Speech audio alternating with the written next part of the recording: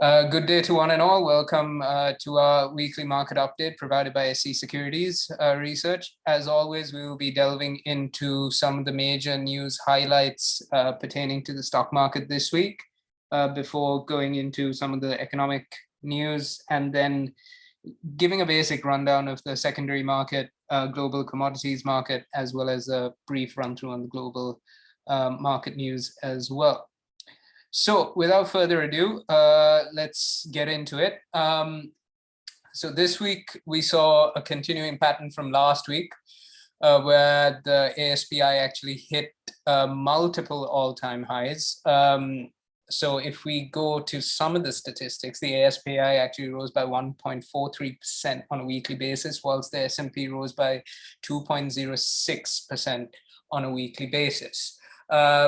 We saw on Monday the all-share actually rise with over 100-point increase, surpassing 9,500 psychological level for the first time. And the gain was primarily on the back of index-heavy counter commercial leasing. So we've seen over the last week and a half commercial leasing really pick up, and that has been one of the main contributors to the continued rise in the all-share performance. Furthermore, we saw some high net worth and institutional investor participation in noted counters such as RCL and Cargill's. The BOS actually retraced very marginally on Tuesday, down by 8 points. This can kind of be attributed to some form of profit taking place. However, turnover, if we really look at it on a comparative basis, Tuesday was actually higher and actually recorded the highest amount in terms of turnover. Wednesday or midweek, we saw it bounce back into the positive territory, more than just bounce back, almost increasing by a further 100 points and touching the 9,600 mark, new all-time high. Wednesday's run was again driven by index-heavy counters such as NIFL, LOLC, and Commercial Bank. And on Thursday, we saw another increase with the all-share again hitting another all-time high this week, mainly on the back of banking and leisure sector counters. Even on Friday, we saw a marginal increase in the all-share, but we saw a somewhat of a marginal decline in the S&P. But overall, this week has continued the pattern that we've seen from last week, which is that the bullish run seems to continue, and we seem to be getting ever closer to the magical 10,000 mark, which was actually even touted by some industry leads of that happening very soon. So all indicators point towards that. One of the major consistencies has been that this rally, in accordance with the last rally that we saw earlier this year, has been driven primarily by locals. The one consistent factor in the stock market has been the fact that foreigners have been exiting, and net foreign outflow for this week came to 295 million. So that seems to be the continuous blight on the market. We still maintain that this bullish run will continue, and there will be some heavy attraction, especially on the hotel counters. And our reasoning for that will actually be explained in our next section. So positive movements to boost Sri Lankan tourism, the economy rising back from the ashes, as it were. So we know that tourism is the third largest revenue stream in terms of bringing Forex into the country, only behind worker remittances and apparel exports. But we saw ever since 2019, since the Easter attacks took place, that there was somewhat of a downward trend in tourism. And this was further exacerbated by the onset of the pandemic, where tourism earnings actually virtually went to zero. And this has actually further exacerbated the country's forex reserve situation, because usually the government has relied upon tourism to actually be a very consistent forex earner for the country. I beg your pardon. But now we have seen that with the vaccination program being successfully implemented, the government have been on various roadshows to kind of kickstart this industry once again. So even in one of the biggest expos that is happening in Dubai, World Expo 2020, there was a successful platform to boost Sri Lankan tourism by the state authorities. Other than that, they have also gone to lengths of showcasing the diversity of Sri Lankan tourism at the International French Travel Mart. And there have been promising news of commencing Air France's flight services to Sri Lanka from November onwards. We've seen UK taking Sri Lanka out of the red list. Germany also are now close, if not already been taken, have taken Sri Lanka out of the red list and onto the green list. So these are major tourism inbound markets, and they will only further accelerate the recovery process for a much maligned industry. Furthermore, it has been confirmed that around 1 million Chinese tourists are expected to visit Sri Lanka once the current travel restrictions are being lifted. We're also in the process of these restrictions being relaxed.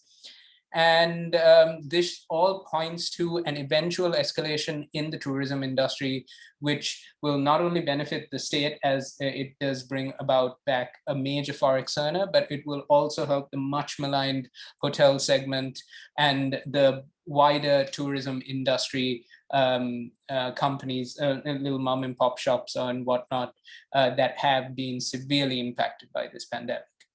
And on the back of that, well, piggybacking onto that, we also have some great news in terms of the numbers. So September 2021 saw the highest amount of tourism arrivals post-pandemic. So arrivals were actually up 169% to 13,547 from August. And this can be attributed to a couple of things. Like I said, the aforementioned successful implementation of the vaccination program, with close to 70% of the population being vaccinated, of which 55 to 56% have already been double jabbed. So that has allowed the state to actually relax a lot of the restrictions and controls that were in place. So that also allowed for the free movement of people known as tourists as well. Bulk of the inbound traffic for this last month came from traditional inbound markets such as India, Germany, UK, Russia, and Pakistan. So again, good news that we can actually rely upon the old traditional markets to actually help speed up the recovery process, as it were. And in a bid to further ease the passage for foreign inbound tourists, the state has decided to resume electronic travel authorization for fully vaccinated passengers into the island with immediate effect. So all pointers point to a very positive direction in bringing back one of the country's main forex earners, as we have already touted on a couple of occasions this update in itself. So if we go to the secondary market, if we look at just the exchange rates, we've seen that there have been appreciations in against all counters, bar a marginal increase against the yen. Sri Lankan treasury yields consecutively rose across all maturities, with the 12-month yield going up by 27 basis points, whilst the 3-month yield rose by 45 basis points and the 6-month yield rose by 21 basis points.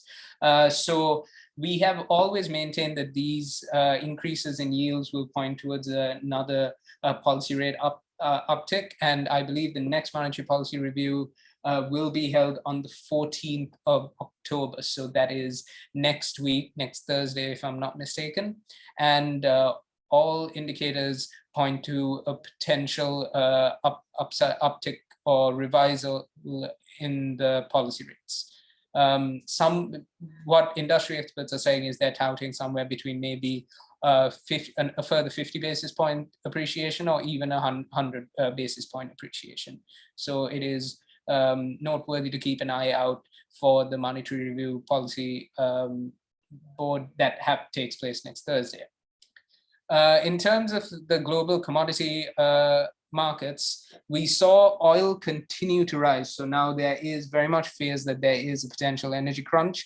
The oil prices actually rose sharply on Monday after OPEC Plus reported that they were actually going to stick with their current output policy, of which they will release a further 400,000 barrels per day in November. So last week we did say that even the Federal Reserve had held emergency talks with OPEC Plus, with the possibility of the oil bloc actually increasing supply to allay the current rising levels of the oil prices. However, that wasn't the case. So we actually did see Brent was up to its highest value recorded after 2018.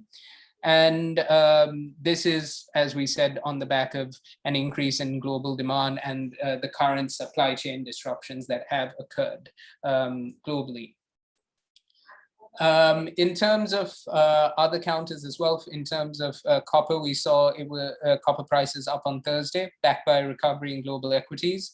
However, we do feel that copper is likely to fall further before rising demand regains its rally.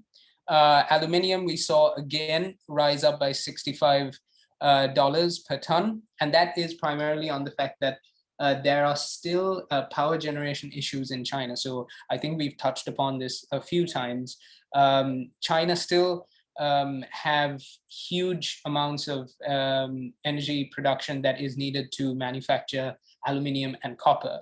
But unfortunately, because there is a shortage in coal, which most of their power stations are powered by, this has actually led the government to put restrictions on the actual output, the manufacturing process in most of these commodity counters. So that has actually driven the price up quite steeply. And now we are at $2,916 per ton. Don't be surprised that if we see this touch 3,000 before the end of the year, even before the end of next month, because from what news is coming out from China, it does point to the fact that regulators will tighten up supply even further, which means that this will appreciate. So by the end of this year, we may see the commodity counter appreciating by over $1,000. So that is something to keep an eye on. In terms of the global market news, this week was somewhat of a topsy-turvy week, but most of the markets actually ended in the green after the US agreed to temporarily lift the debt ceiling. So Asian shares held on to gains on Friday and snapped a 4-week losing streak as Chinese markets came back more positive after the Golden Week break. The Hang Seng closed 0.55% up, whilst the Nikkei recorded at the 1.34% upturn. The growth in the Chinese index was driven by mainly a rally in blue chip counters, coupled with a survey stating that the country's service sector was normalizing somewhat again. European indexes came in mixed, with the Pan-European Stock 600 marginally down by 0.3%. The global markets will actually now focus on the next US payrolls data, which is due today. Investors do anticipate that a reasonable figure will mean that the Federal Reserve will begin its tapering of its stimulus program. There was some investor trepidation that was laid to rest on Thursday, and what really did cause a lot of the tumultuous scenes that we saw earlier on this week, and that was the fact that the US actually managed to temporarily lift the debt ceiling and avoid what otherwise could have led to a potentially historic default, which would have had global ramifications potentially worse than 2008. The action taken by the US only remedies the situation up till December. So they really do need to figure out a more longer lasting remedy, but up till December for now, they've managed to patch over that. US stocks, as you can imagine, rallied on Thursday on the back of this news, with the Dow Jones up 1% or 337.95 basis points up. And with that, we wrap up our main news headlines for this week. I will now hand it over to Harin, who will take you over our commodity watch this week, which is gold, before he takes you over the notions for the ASPI and our pick of the week this week, PABC. Over to you, Harin. Thank you, Nuwan. So we'll just look at gold from the daily chart, how the price has been actually getting rejected over the daily support of 1,740, 1,760. On 29 September, we were able to see how gold made a low of 1,721, where it actually tried to reach the level of 1,700 psychological key area, but it failed, and it was the gold was able to bring its price back to the daily support level of 1740, 1760. So with the NFP data, which was released right now, we were able to see dollar becoming a bit weak, where they were only able to add 194,000 new jobs compared to the last month. So last month they were able to add around 364,000.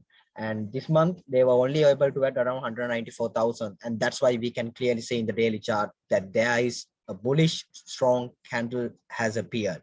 And RSI comes to a level of 52, which is in the mid-range. If the price continues to rally from this key area and continuously sustain over the above of daily support level 1740, 1760, it would initially reach the 1800 psychological area, and thereafter we'll be able to see a breakout over that key area and it moving towards the next daily resistance of 1840, 1860. So in order to reach that key area, it needs to first touch the 1800 key area of psychological level, and then only will be able to see whether it would break out from that descending trend line and head towards to the daily resistance. At the moment, we can see there's a bullish candle, but this could actually get rejected somewhere around in 1800 key area, and there could be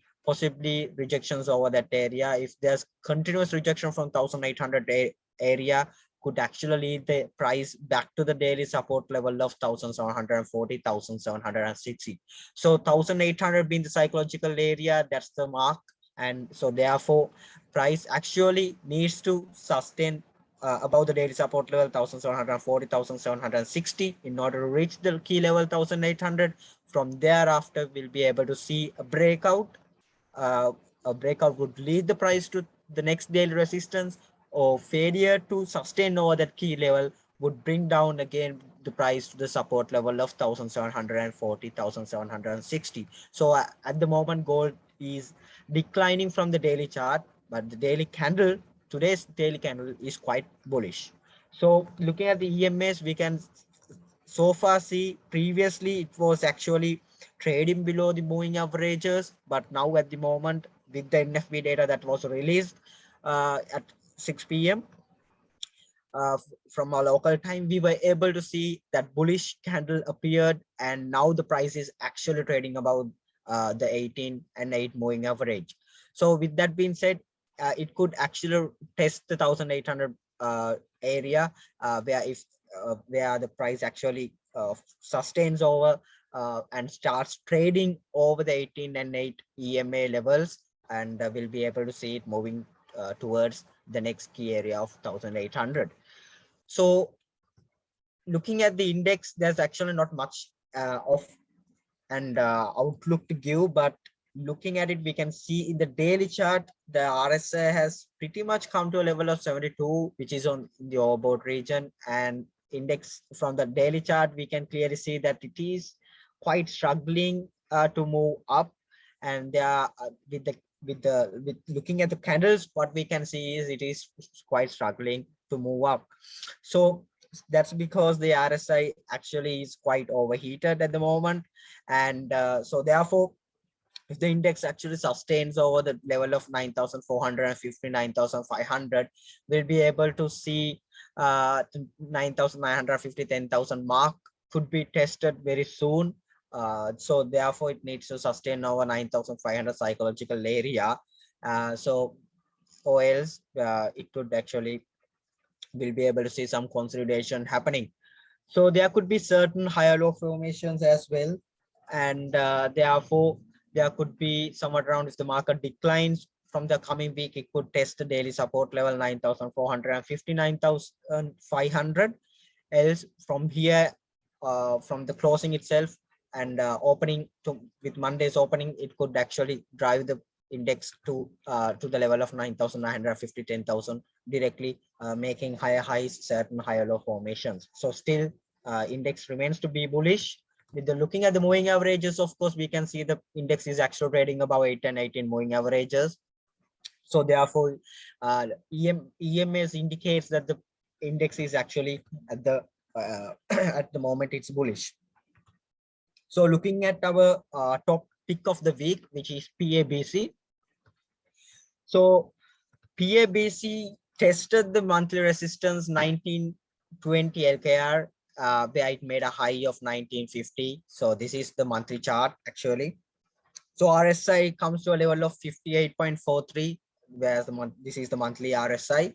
So therefore, we were able to see past couple of months, actually PABC didn't actually move. The movement was very slow, where we were able to see the price was actually consolidating in between the key area of 1750 and the monthly support of 14 and 15 LKR. So there was somewhat around consolidation happening and the rejections happening over and over again from the 1750 and 15 rupees in between that key area, in between that 2.5 rupees.